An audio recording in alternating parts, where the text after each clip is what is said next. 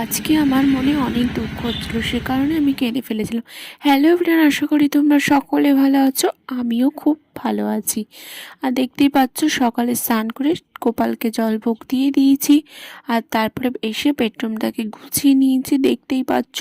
আর এখন মাথাটা আঁচড়াচ্ছি। চলো বন্ধুরা, তোমরা ভিডিওটা স্কিপ না করে ভিডিওটা কন্টিনিউ দেখতে থাকো।